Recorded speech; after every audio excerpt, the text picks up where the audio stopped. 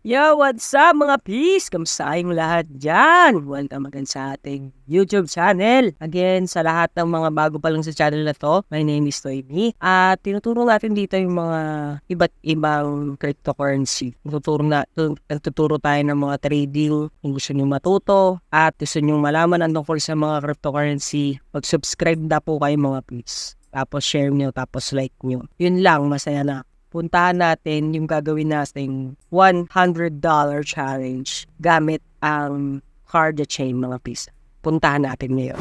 So, nandito tayo sa wallet ni Cardia Chain. Kung makikita nyo, merong tayong Cardia Chain dito. May staking tayo.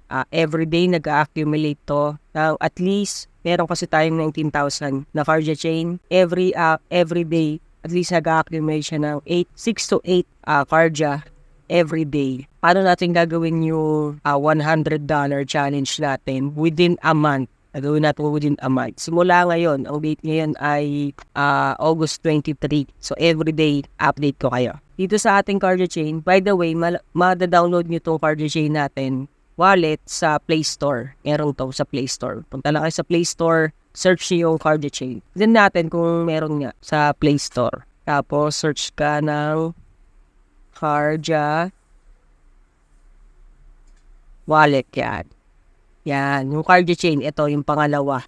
Yung Cardia Chain wallet. So yan, paano tayo magkakaroon ng Cardia Chain wallet? Meron Cardia Chain, meron yan sa iba't ibang platform. Alam ko meron to sa coins.ph. Doon tayo makakabili ng Cardia Chain. So again, nag-accumulate tayo, punta tayo sa staking. Nag-accumulate tayo ng 6 to 8 Cardia Chain sa ating staking. By the way, sa staking, kailangan mo ng at least 1,000 Cardia Chain para magkaroon ka ng staking. At sa mga luma nating video, puntahan nyo na lang yan kung magkano ngayon yung presyo ni Cardia Chain. So, again, punta tayo dito sa wallet. Tapos punta tayo sa dApps para makapag-trade tayo. Pwede natin gamitin yung Kydex. Pero ang ginagamit ko talaga is Kydex yung version ng 2, yung old version niya. Kapag mataas, pwede nating ibenta. Kapag mababa, pwede tayong bumili. So may $6 na tayo. Sa ngayon, ang presyo niya ay sa Cardia Chain niya, sa DEX niya, decentralized exchange. Hindi to katulad ng mga ibang exchanges na centralized. So decentralized to mga pisan. Sa ngayon, ang price niya ay nasa $0.61.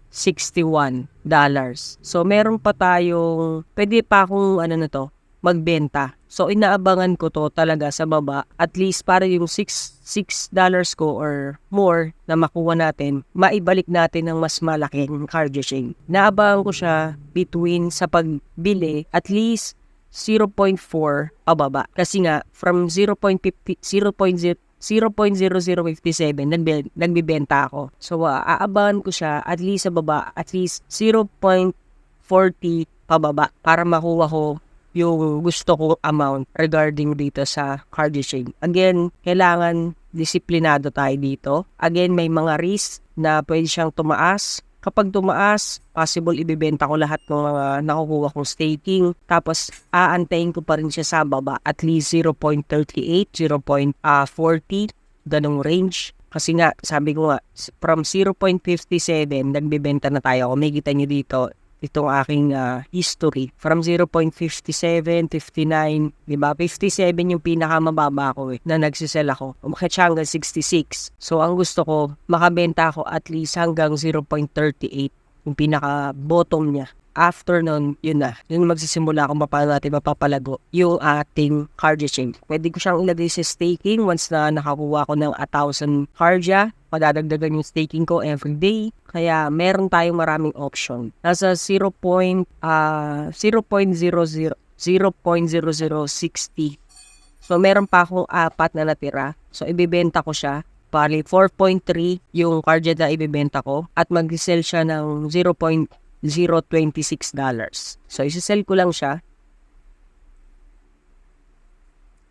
So yung minimum transaction niya, nakita niyo naman napakababa, $0.0001 na kay pala. Ano lang natin yan, i-sell lang natin hanggang sa bumaba at least 0.01 Siguro at least 0.50.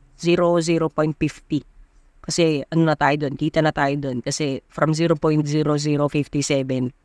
tayo nagbenta. Naibenta ko na. Nakikita natin dito sa history. Ayan na. Dito sa una natin yan. Nagbenta na tayo ng as of this moment ng August 23 ng 4.3. Diba? 4.3 naging 0.0061 na Cardia. At kung nakikita natin dito sa ating wallet, nadagdagan tayo ng 0.002